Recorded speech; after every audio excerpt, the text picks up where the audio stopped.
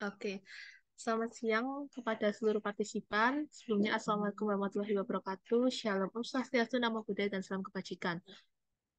Pertama-tama, saya ucapkan terima kasih banyak kepada seluruh partisipan yang telah hadir dalam Zoom kali ini dalam acara bedah paper dengan judul How Transformational Leadership Predicts Employees' Effective Commitment and Performance.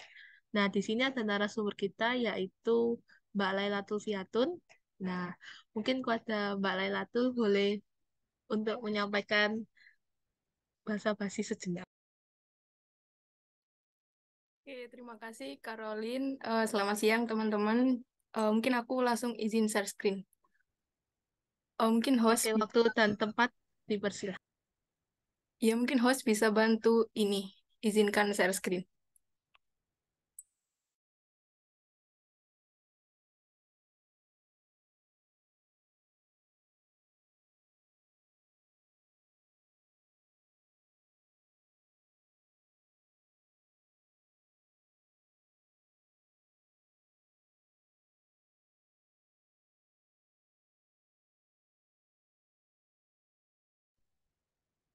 Oke, selamat siang teman-teman. Jadi pada siang ini artikel yang akan saya bawakan ialah berjudul How Transformational Leadership Predict Employees' Effective Commitment and Performance yang dipublikasikan di Jurnal International Journal of Productivity and Performance Management pada tahun 2018 di Emerald dengan penulis ada Neuza, Ilhami, dan Daniel.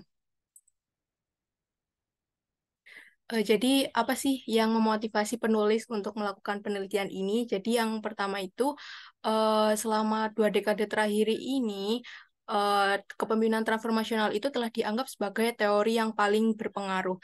Nah, seringkali dalam suatu penelitian itu transformational leadership ini dikaitkan dengan kinerja dari organisasi dan individu.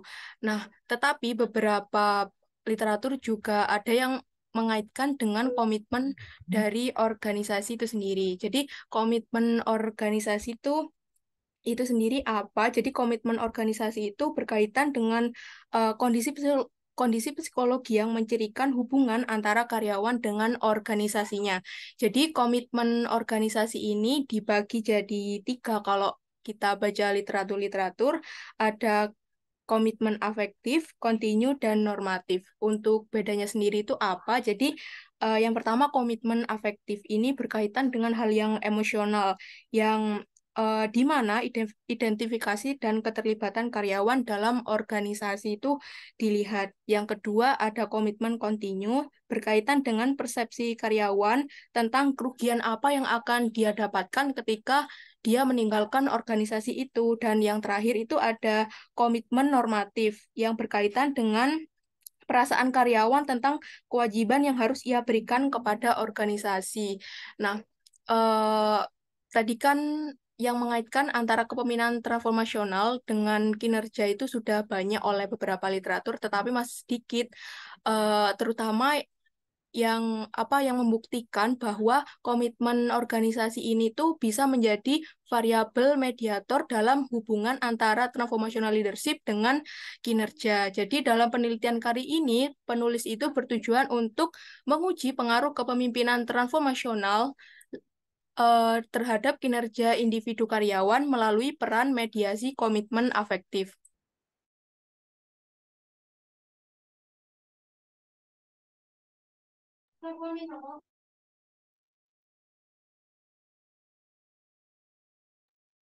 Nah, ini merupakan model dari penelitian ini. Jadi, untuk variabel X-nya, di sini ada kepemimpinan transformasional yang dimediasi oleh affective commitment terhadap employees individual performance.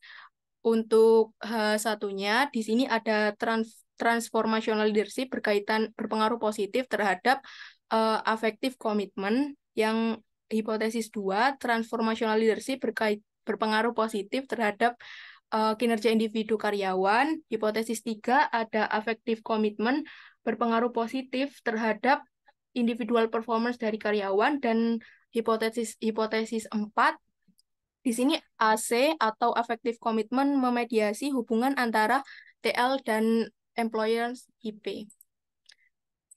Oh ya, untuk model-model ini tuh dapat dijelaskan menggunakan teori social exchange theory atau teori pertukaran sosial. Nanti eh, apa itu teori ini serta bagaimana teori ini menjelaskan hubungan dari variabel ini bakal aku jelasin di discussion. Nah, ini untuk metodologi penelitiannya. Di sini penelitian ini menggunakan kuantitatif dengan data itu dari sektor kesehatan di Turki dengan sampel sebanyak 476 profesional kesehatan Turki dari sebuah rumah sakit besar di kota Turki Timur. Nah, sebanyak 850 kuesioner ini disebar melalui email dan 498 dikembalikan serta 22 diantaranya itu dikeluarkan karena dianggap tidak lengkap untuk operational definition dan variable measurement-nya. Yang pertama ada pengukuran independen variabelnya, yaitu menggunakan 15 item yang diadaptasi dari penelitian Rafferty dan Griffin pada tahun 2004.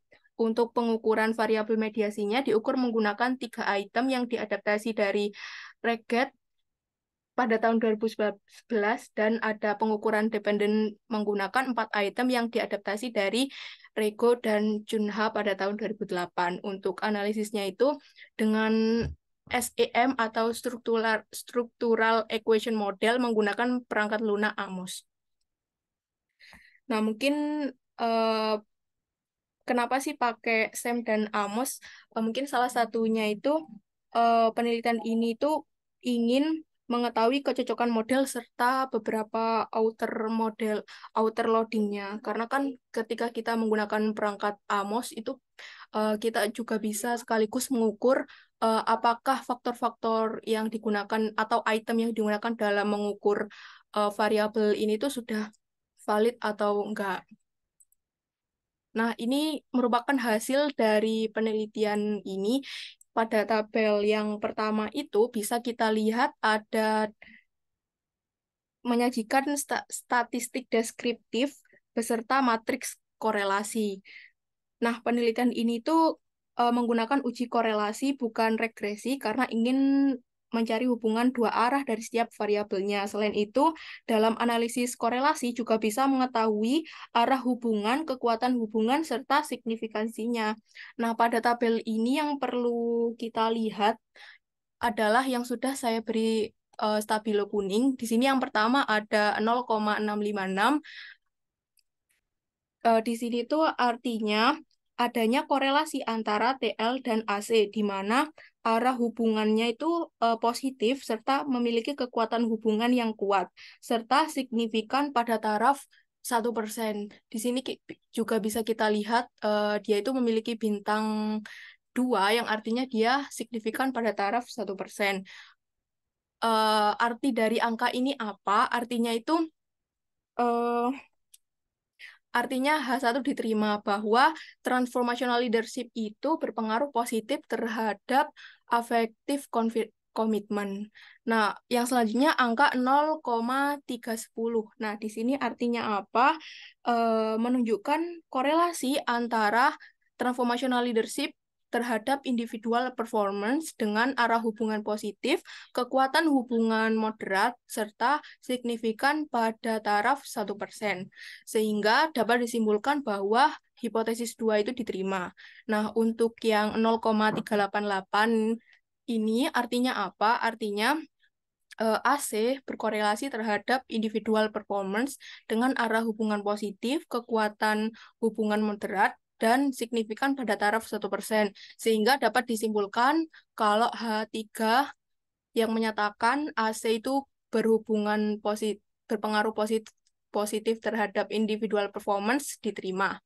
Nah, untuk tabel yang kedua, ini disajikan hasil pengujian goodness of fit dengan menyajikan Chi-square, RMSIA, TLI, eh, dan CFI. Fungsinya tabel ini tuh apa sih? Jadi dalam tabel ini tuh kan disajikan dua model ya. Ada model satu itu theoretical model, model dua ada single factor model.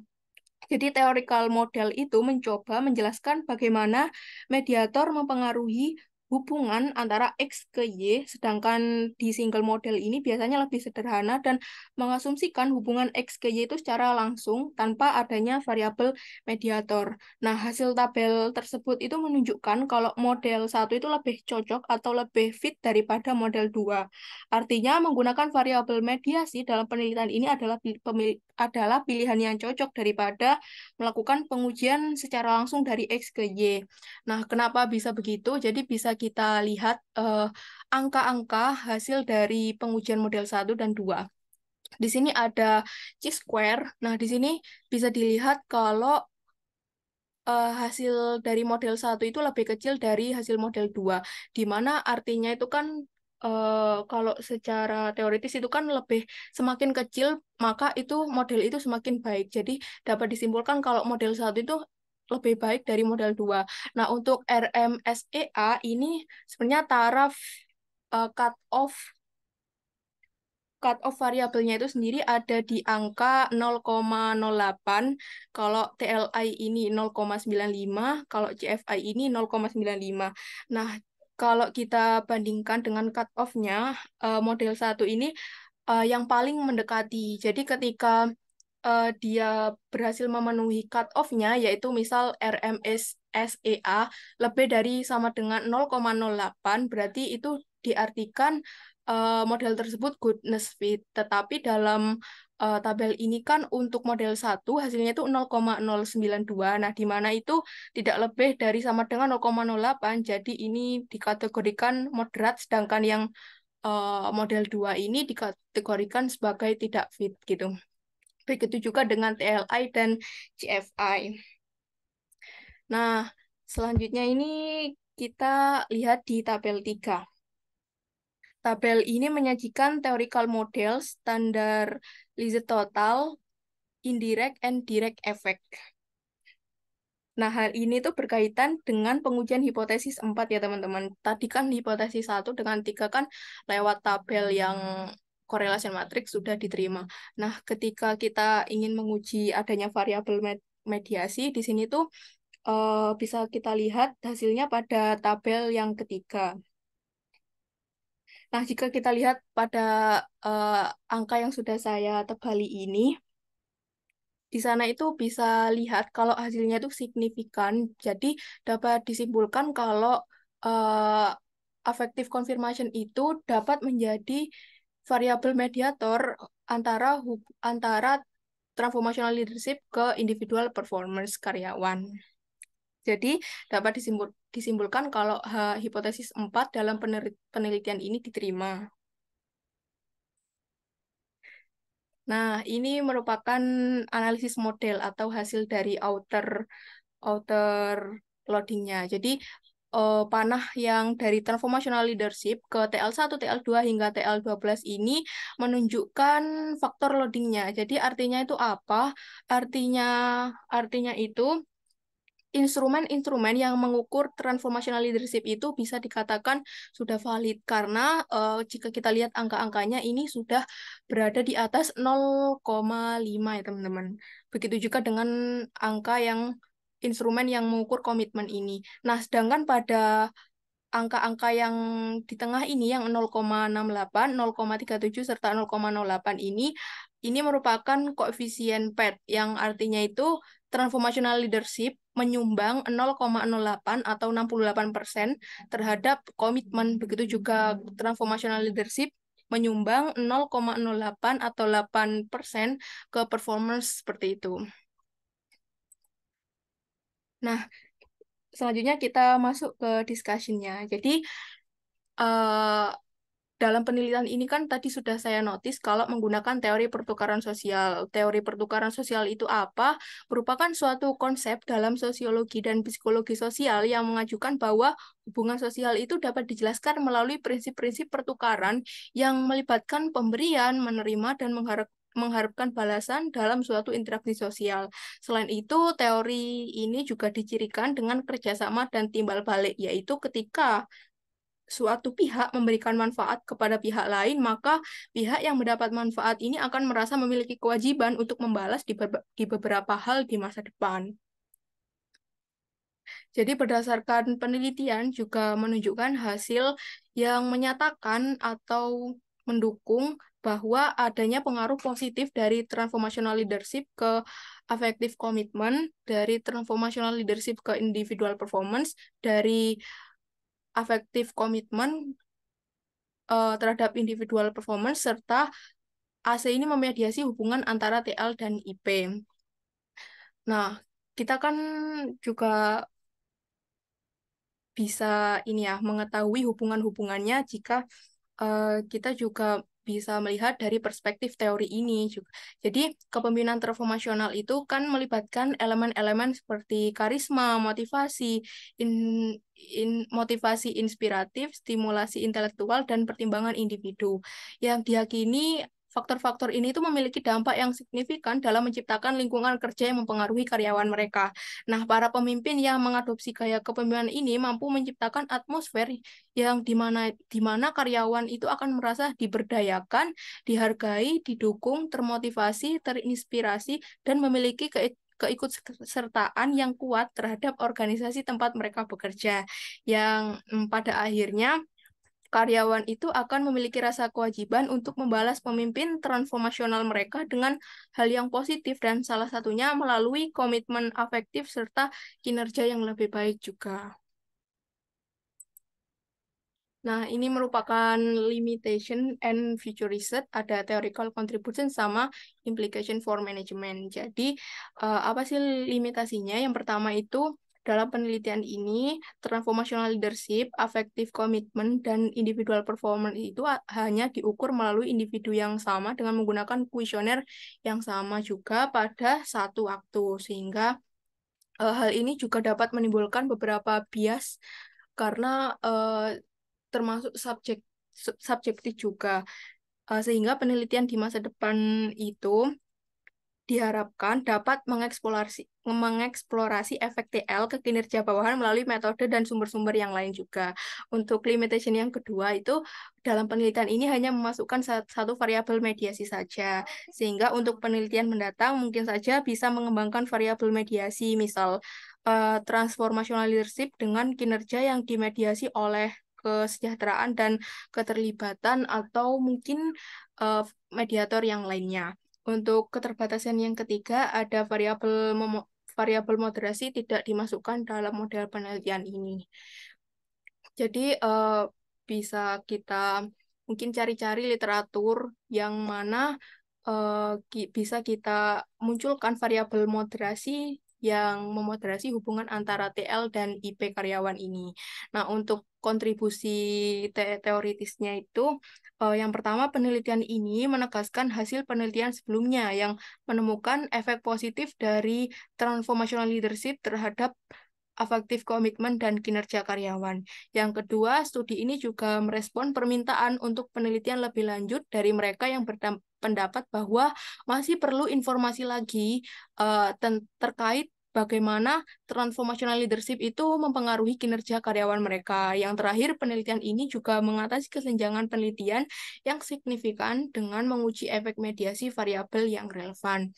Untuk implikasi bagi manajemennya, studi ini tuh memberikan nasihat praktis bagi pemimpin dan organisasi untuk menciptakan lingkungan yang menginspirasi bagi karyawan yang berdampak pada peningkatan komitmen dan kinerja. Oleh karena itu, mencari pemimpin dengan kemampuan transformational leadership menjadi penting bagi suatu organisasi.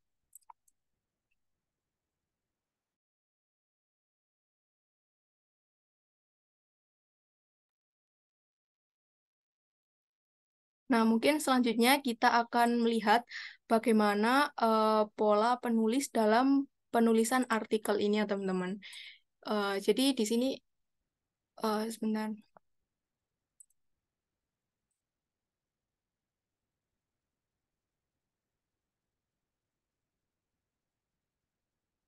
Nah, ini merupakan jurnal jurnal dari acuan saya yang berjudul How Transformational Leadership Predicts Employees' Effective Commitment and Performance. Nah, seperti yang biasa, yang pertama di sini ada abstrak, lalu yang selanjutnya ada introduction. Dengan paragraf pertama di sini penulis itu menjelaskan eh, bagaimana transformational leadership itu dianggap penting dan krusial untuk diteliti. Untuk paragraf yang kedua, di sini itu penulis memberikan penegasan bahwa transformational leadership itu berkaitan dengan kinerja karyawan dan komitmen organisasi. Bisa dilihat dari kalimat awal ini. Untuk yang paragraf selanjutnya, di sini penulis itu menceritakan research gap-nya, bahwa masih sedikit literatur yang membahas peran komitmen afektif sebagai variabel mediator antara TL dan IP. Mungkin bisa dilihat pada kalimat terakhir di paragraf ini. Untuk paragraf selanjutnya, penulis itu menceritakan tentang kaitan dari variabel X dan Y, yaitu kaitan dari variabel transformational leadership dengan kinerja individu karyawan. Nah, untuk yang paragraf selanjutnya, ini penulis menceritakan kaitan variabel X ke Y yang dimediasi oleh komitmen afektif. Nah, untuk yang paragraf yang selanjutnya, paragraf yang ini, jadi di sini tuh penulis bercerita kalau dia ada 3 alasan kenapa memilih afektif komitmen sebagai variabel mediasi ya teman-teman. Di sini ada alasan pertama, alasan kedua, lalu alasan ketiga. Nah, untuk paragraf selanjutnya, di sini penulis menceritakan alasan memilih transformational leadership. Nah, dari paragraf terakhir ini dapat kita lihat kalau transformational leadership ini sudah menjadi konstruk yang paling banyak diteliti secara empiris serta dipandang sebagai bentuk kepemimpinan yang efektif baik di tingkat organisasi, sektoral maupun nasional. Nah, untuk paragraf selanjutnya, di sini penulis menceritakan institutional setting-nya bahwa penelitian ini tuh dilakukan di sektor kesehatan yang ada di Turki. Selanjutnya, paragraf ini menunjukkan tujuan penelitian, bahwa penelitian ini tuh bertujuan untuk menguji efek mediasi, bertujuan untuk menguji dampak transformational leadership terhadap individual performance karyawan melalui pengaruh mediasi AC. Nah, untuk paragraf terakhir ini hanya struktur papernya saja. Untuk yang poin kedua ada research background dan hipotesis development. Yang pertama dia di sini menceritakan apa itu transformational leadership. Untuk yang kedua, di sini dia menceritakan apa itu affective commitment serta bagaimana kaitannya transformational leadership dengan affective commitment itu sendiri. Dan yang penting di sini juga memunculkan bagaimana peran teori itu dalam menjelaskan hubungan tersebut. Sehingga dari beberapa argumen yang telah dijelaskan di atas, muncullah hipotesis satu, yaitu transformational leadership berpengaruh positif terhadap affective commitment. Untuk yang kedua, di sini jelaskan hubungan transformational leadership dengan employees individual performance. Sehingga hipotesis kedua di sini ada transformational leadership berhubungan positif dengan individual performance karyawan. Di sini juga ada affective commitment terhadap individual performance yang juga dijelaskan melalui teori social exchange. Sehingga ada hipotesis 3 yang menyatakan AC itu positif related to employees individual performance. Dan yang terakhir ada AC memediasi hubungan antara TL dan IP. Nah, yang selanjutnya ada metodologi. Yang pertama itu ada sampel dan prosedur. Jadi kan tadi juga sudah saya notice kalau sampelnya itu sebanyak 476 tenaga kesehatan di Turki. Nah, untuk paragraf selanjutnya ini, dia menceritakan bagaimana dia memperoleh datanya. Jadi dia itu, penulis ini tuh menyebarkan sebanyak 850 kuesioner dan ada 458 yang dikembalikan serta 22 dari diantaranya itu dihilangkan karena tidak lengkap sehingga total akhir dari responden kuesionernya itu yang diuji ada sekitar 476. Nah, untuk paragraf yang terakhir ini ada jenis metode pengujiannya. Kalau dia pakai SEM dan menggunakan perangkat Amos ya teman-teman. Terus selanjutnya ada pengukurannya. Nah, di artikel ini tuh penulis itu nggak nggak ngasih apa saja kuesioner-kuesioner yang disebarkan atau indikator-indikatornya. Di sini tuh penulis hanya ngasih dari mana dia mendapatkan item untuk mengukur variabel-variabel ini. Jadi yang pertama itu di sini disebutkan kalau dia dapat dari penelitian Rafferty dan Griffin untuk mengukur transformational leadership. Ada 15 item. Nah, selanjutnya untuk mengukur affective commitment, dia juga menggunakan 3 item dari Rego. Dan untuk mengukur individual performance, dia menggunakan item 3 item dari maaf 4 item dari Rego dan Junha. Nah, di sini juga disebutkan ada Cronbach nilai Cronbach-nya. Jadi kalau saya nggak salah itu jika nilai Cronbach itu sudah lebih atau sama dengan 0,7 bisa dikatakan semua instrumen ini tuh sudah andal mengukur variabel latennya. Lalu ada result and analysis. Jadi di sini juga sudah saya sebutkan tadi menggunakan SEM dan perangkat Luna Amos. Nah, di sini juga diceritakan kalau penulis ini juga menggunakan menggunakan uji goodness of fit untuk mengukur kecocokan model mereka. Nah, di paragraf selanjutnya di sini dia menceritakan hasil deskripsi statistik dan matriks korelasi dari hasil ujinya. Nah, di selanjutnya juga disebutkan atau diceritakan interpretasi dari tabel 2. Nah, ya kalau yang ini tuh interpretasi dari tabel yang ketiga, tabel yang ini. Nah, untuk bagaimana cara membaca tabelnya tadi udah saya bacakan ya, teman-teman. Lalu yang terakhir, ini ada discussion and conclusion. Seperti biasa, dia pertama menyebutkan hasilnya dulu. Yang paragraf pertama ini, dia itu menyebutkan kalau transformational leadership itu berpengaruh terhadap AC. Untuk paragraf yang kedua, dia itu menyebutkan bagaimana hubungan tersebut itu bisa dijelaskan oleh social exchange theory. Nah, untuk paragraf yang ketiga, dia itu menyebutkan kalau transformational leadership itu berpengaruh terhadap individual performance. Dan untuk paragraf yang selanjutnya juga menjelaskan bagaimana hubungan tersebut itu dapat dijelaskan oleh teori social exchange. Untuk paragraf yang ke kelima ini penulis menyebutkan kalau memang ada efek mediasi oleh affective commitment ini dalam hubungan transformational leadership dan kinerja karyawannya. Untuk paragraf yang terakhir ini hanya summary dari discussion yang di atas. Nah, untuk ini ada limitation and future studies. Jadi penulis ini tuh memberikan 3 keterbatasan serta 3 future studies juga. Nah, yang selanjutnya ini ada theoretical contribution.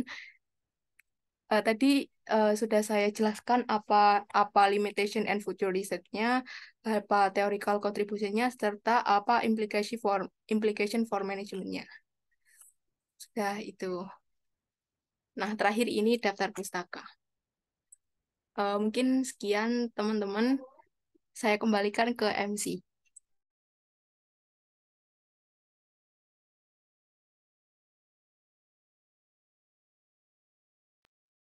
Baik, terima kasih kepada Saudari Via atas pemaparan dari materinya.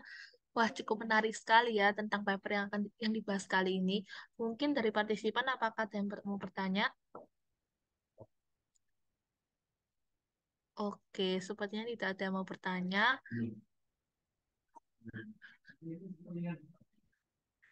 Oh, tunggu sebentar.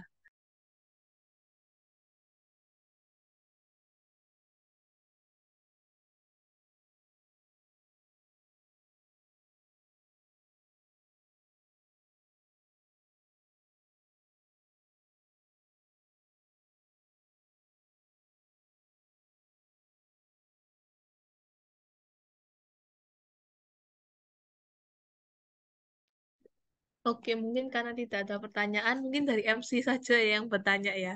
Nah, di sini saya ingin bertanya kepada Saudari Via. Untuk tadi paper yang dibahas, menurut Saudari Via, apa saja kekurangan dari paper itu dan bagaimana cara eh, agar penulis ke depannya dapat memperbaikinya?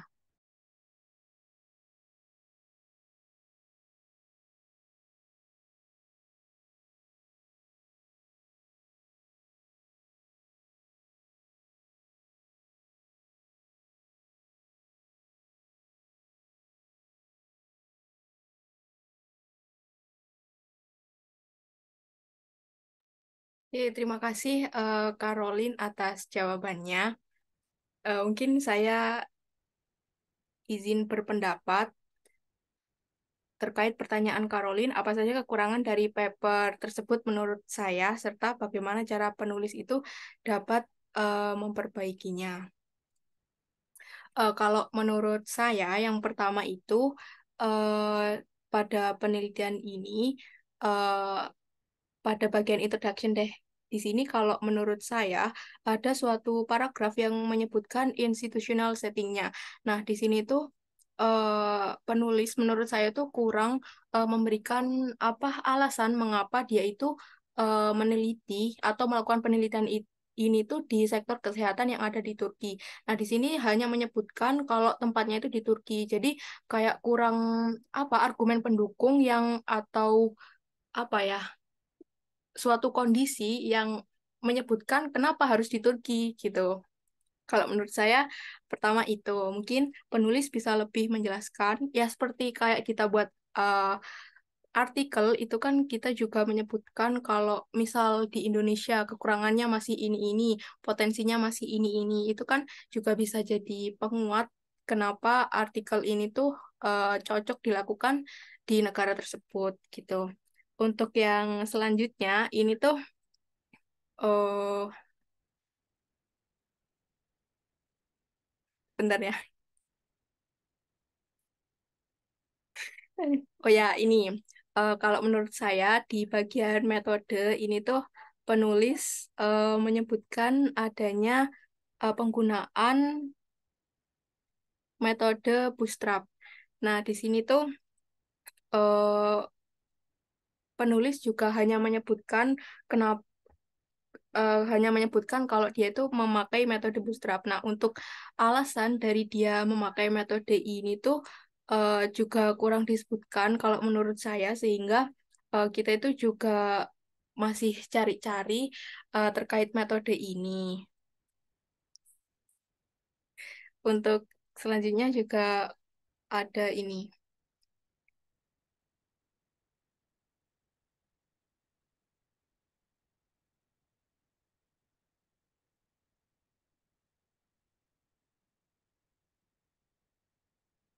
Oh, ini kalau menurut saya, tadi kan saya udah menyinggung kalau di penelitian itu eh, apa indikator-indikatornya itu nggak dimasukkan. Kalau menurut saya sih alangkah lebih baik indikator-indikatornya itu juga disebutkan dalam artikel sehingga kita itu nggak perlu cari lagi apa sih indikator yang digunakan buat ngukur variabel-variabel dalam penelitian ini gitu. Mungkin itu bisa ditambahkan, soalnya kan ada beberapa artikel itu yang apa yang menyertakan appendix gitu. Kalau di artikel ini tuh dia nggak ada. Mungkin itu saja sih.